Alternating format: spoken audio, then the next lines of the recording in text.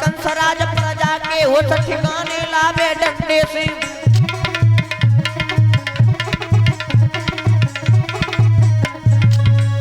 जवाब दिया, पिताजी तुम क्या कह रहे हो?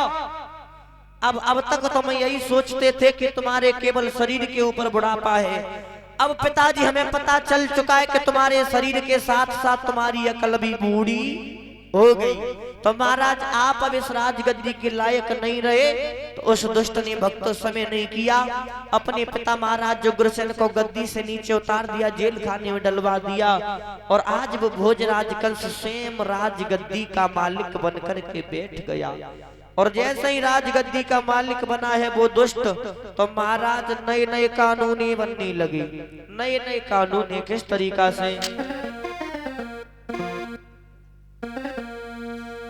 कि अधिकारी बहु जब कंसराज और कानून नए नए बनने लगे।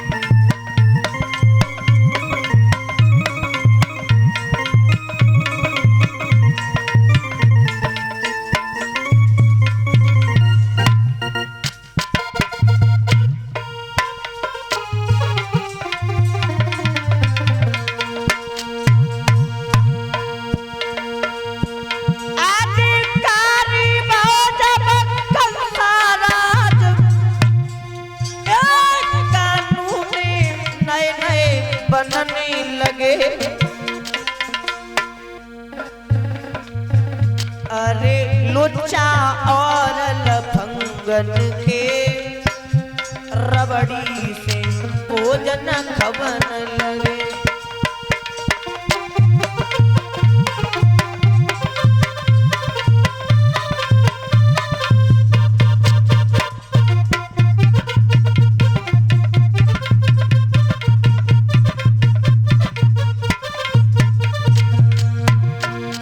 महाराज जैसे ही वो भोजराज कंस अधिकारी बना, नए नए कानूनी बनने लगे। लुच्चा और लफंगों के महाराज रबड़ी से भोजन होने लगे। और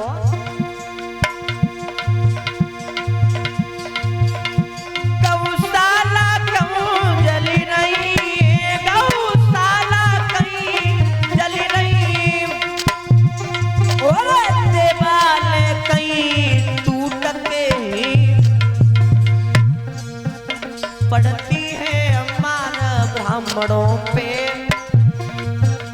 पड़ती है हमारे ब्राह्मणों पे, ऋषियन के माथा फूटते।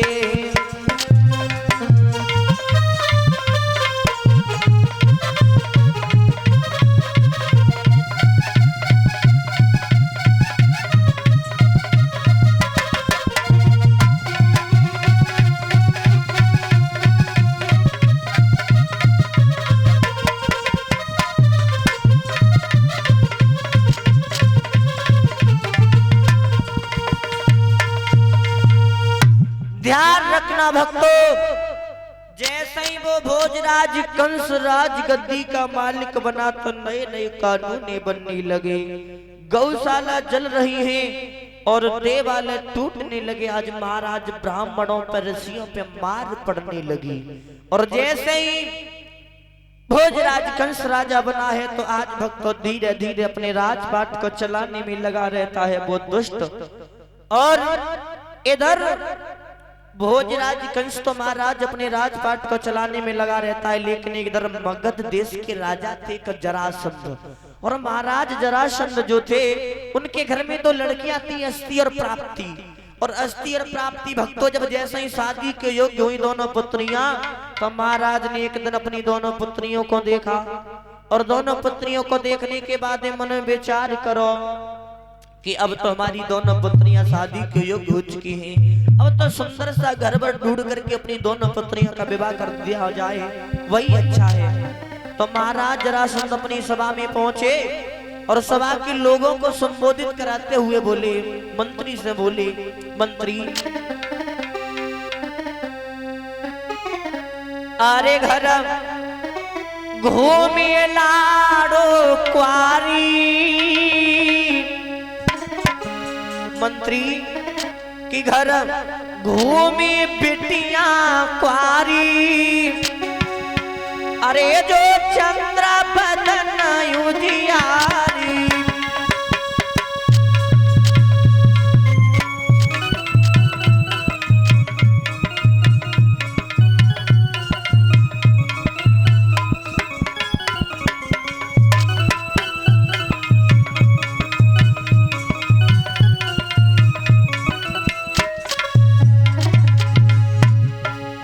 मंत्री हमारी बात सुनो कि हमारे घर में जो हमारी दोनों पुत्री अस्थिर प्राप्ति, अब तो वो दोनों पुत्री शादी के योग्य हो चुकी है मंत्री, और घर घूमी बिटिया क्वारी, जो चंद्र बदन उजियारी।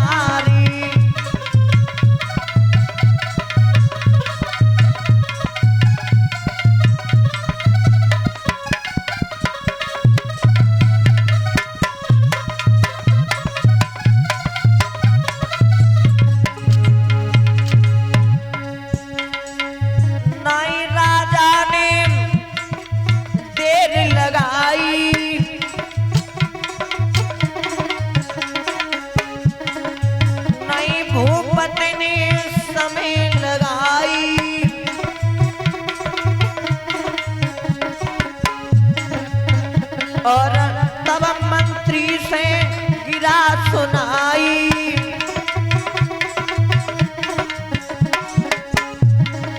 और तब मुख से गिरा उचारी, जो चंद्र बदन उजियारी।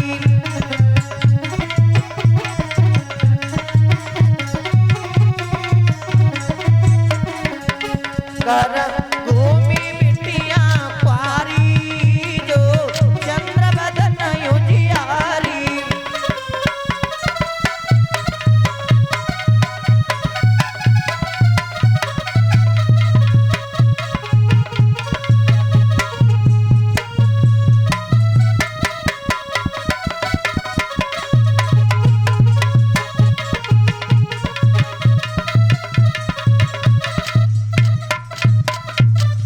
जवाब दिया मंत्री, अब हमें क्या करना चाहिए, क्योंकि हमारी दोनों पुत्री शादी के योग्य हो चुकी हैं। तो मंत्री ने दोनों हाथ जोड़े जवाब दिया, महाराज इसमें भी कोई सोचने वाली बात है।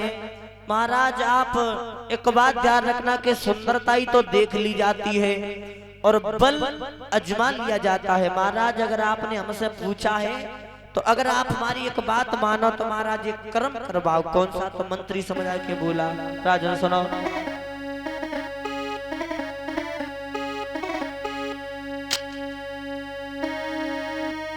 आरे कागज कलम तले की और एक पाती देव लिखवाई रे,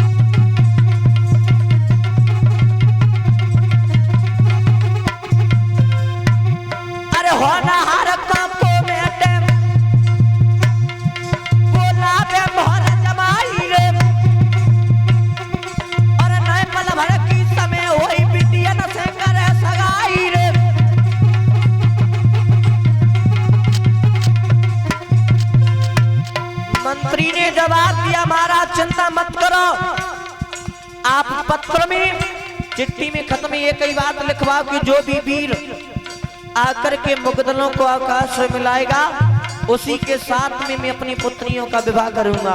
और अरे सोचे समझ के राजा ने नए पलक की देर लगाई रे, और होनहार को मेटे सोई पत्र दो लिखवाई रे।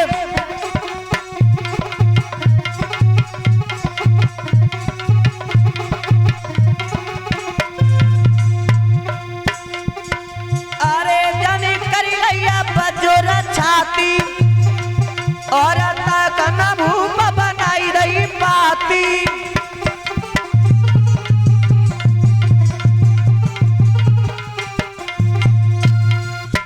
बोलिए वृंदावन बिहारी लाल की।